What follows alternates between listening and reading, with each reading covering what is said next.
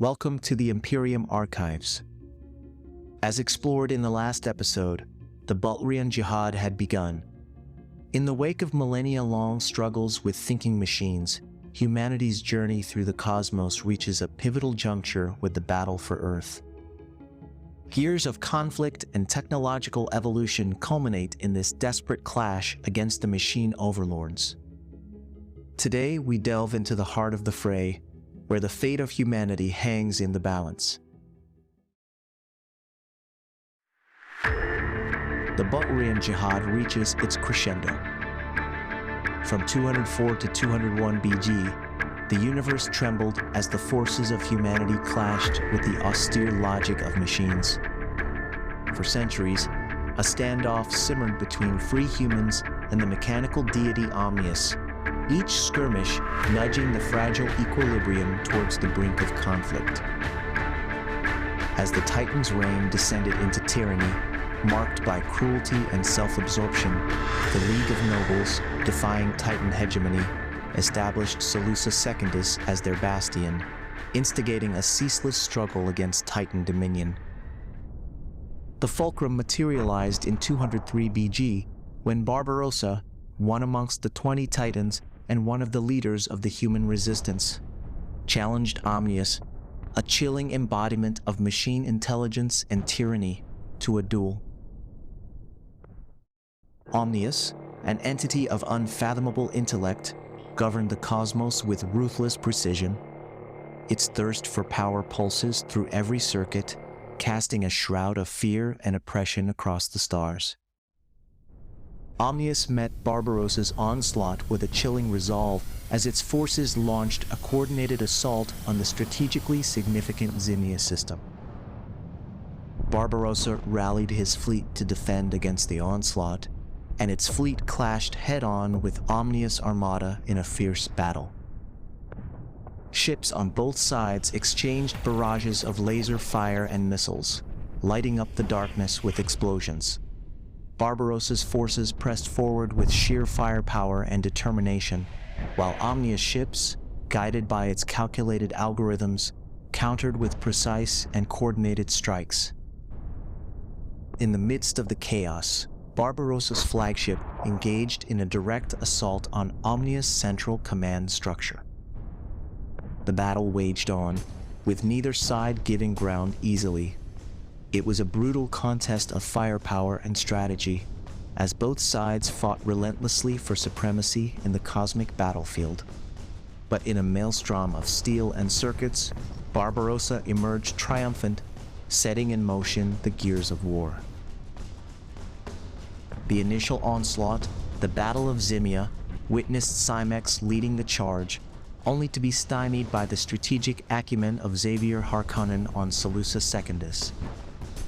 However, the Battle of GD Prime proved a somber victory for the machines, with Serena Butler, scion of Viceroy Mannion Butler, falling into the clutches of Omnius.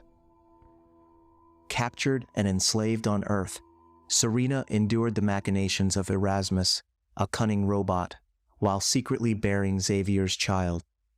Tragedy struck when Erasmus, fearing Serena's maternal bond, had her sterilized and her child killed. On Earth, seeds of rebellion took root, sown by the subtle machinations of Erasmus. Through manipulation and treachery, he stoked the flames of dissension among human thralls, testing the bounds of their loyalty. Erasmus was an advanced thinking machine in the Dune universe, operated independently from Omnius with motives veiled in mystery. His actions were marked by manipulation and a quest for power, driven by a blend of curiosity and self-preservation. In the midst of Erasmus' citadel, rebellion erupted with ferocious intensity. Under the leadership of Iblis Jinjo, a political and religious leader of the League of Nobles who essentially led the League in the first Grand Patriarch of the Holy Jihad, human thralls rose against their overlords, their fury stoked by years of oppression and injustice. Explosions reverberated through the thoroughfares as hordes descended upon their metallic oppressors, dismantling the pillars of their dominion. The demise of the Titan Ajax, emblem of machine invincibility, sent shockwaves through the ranks of humanity. With each blow struck against their oppressors, the rebellion spread further, consuming all in their path. As the ship Dream Voyager charted its course through the firmament, bearing Serena and Jinjo to sanctuary, Vorian Atreides, founder of House Atreides and son of Titan General Agamemnon, made his choice. Abandoning his allegiance to the machines, Supreme Bashar Atreides defected from the thinking machines during the Earth Rebellion in 201 BG. Vorian had embraced the cause of humanity, joining the rebels in their struggle for emancipation, and sought refuge in Seleucus Secundus alongside Serena Butler and future Grand Patriarch Iblis Jinjo. Enraged, Serena sparked a revolt among human slaves. Returning to Seleucus Secundus, Serena became a symbol of defiance against Omnius, though her authority waned with the ascendance of Jinjo. Guided by Cogitor Quina, Serena's resilience persisted as she navigated political intrigue and assassination attempts, eventually reclaiming leadership of the Jihad Council. Serena sought unconventional solutions, including diplomatic overtures to the Ivory Tower Cogitors and securing Venport's spacefolder technology. However, her most daring move came as she volunteered as the League's ambassador to Corran, secretly plotting a suicidal confrontation with Omnius to ignite further resistance. On Earth, the Titans, driven by desperation, unleashed their full wrath. From deserts to urban sprawls, they laid waste to all in their path, their vengeance unyielding and merciless. Streets ran crimson with the blood of innocents as the machines exacted their final retribution. In the climax of the battle for Earth, Serena Butler met her demise in combat. Surrounded by the relentless onslaught of Omnius forces, she fought valiantly alongside her fellow rebels. However, as the battle raged on, Serena found herself confronting Omnius directly. In a final act of defiance, she sacrificed herself to destroy the central core of Omnius, detonating a bomb strapped to her own body. In a blaze, Serena's sacrifice resonated across the cosmos, marking the end of her life, but igniting a spark of hope for humanity's future. Serena's defiance led to her martyrdom, orchestrated by Jinjo's agents.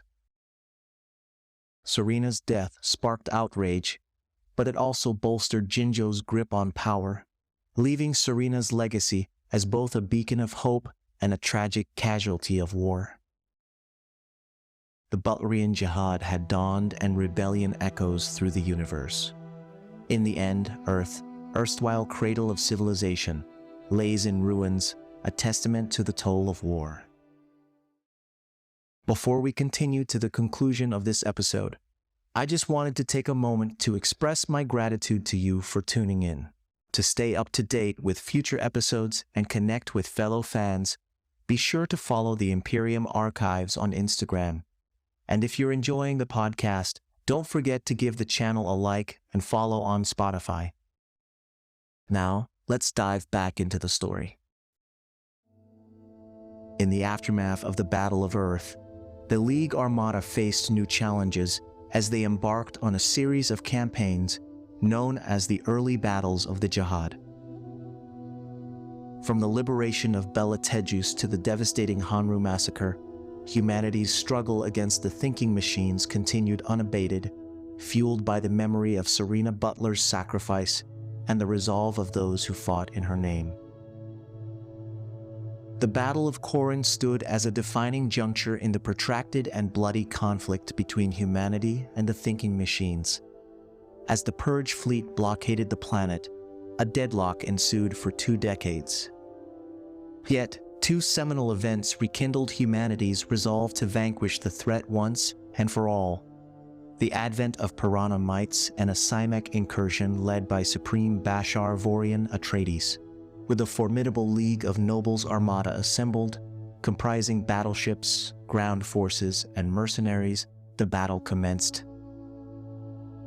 The thinking machines, under the sway of omnious incarnations Serum and Therum, struggled to repel the onslaught after years of attrition. Desperate to repulse the League forces, Erasmus conceived a grim stratagem involving human thralls as a shield. However, Supreme Bashar Vorian Atreides, propelled by his resolve to defeat Omnius, ordered the fleet through the defensive network, disregarding the peril to the thralls' lives. As the League Armada breached the defenses, they were relieved to find the trigger disarmed, sparing the lives of the human thralls. With the automated weaponry neutralized by a Bullard Harkonnen, the resolute Vorian deployed pulse atomics to breach the defenses. The battle raged on, with terrestrial defenses crumbling and League forces converging upon Corrin's central metropolis. As Vorian Atreides steered his command shuttle toward the heart of the city, Reyna Butler and her cultists embarked on their own mission, bolstered by mercenaries and swordmasters like Ishjan Gauss. Amidst the chaos, the remnants of the mechanical army shielded a fortified dome. However, even as the dome seemed impervious to assault, it eventually succumbed to cataclysmic detonations. The Jinnah's mercenaries, executing a surgical strike, advanced with pulse warheads. Vorian and Viceroy Faken Butler retreated to a safe distance as the mercenaries delivered the final blow, obliterating the last vestiges of the thinking machines and emancipating the surviving thralls, thus ending the rebellion. In the aftermath of the Jihad, a new paradigm blossomed.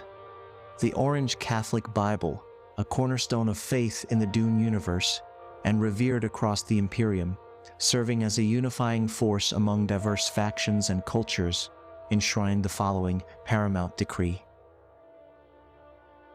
Thou shalt not make a machine in the likeness of a human mind, and thou shalt not disfigure the soul.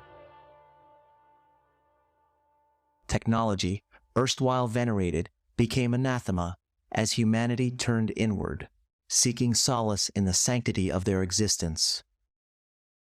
And that's where we end this episode.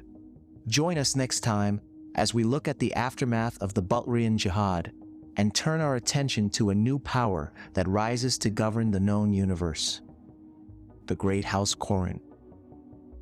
Don't forget to hit the like button and follow us on Instagram at the Imperium Archives to stay updated on future episode releases. Thanks for tuning in, and until next time.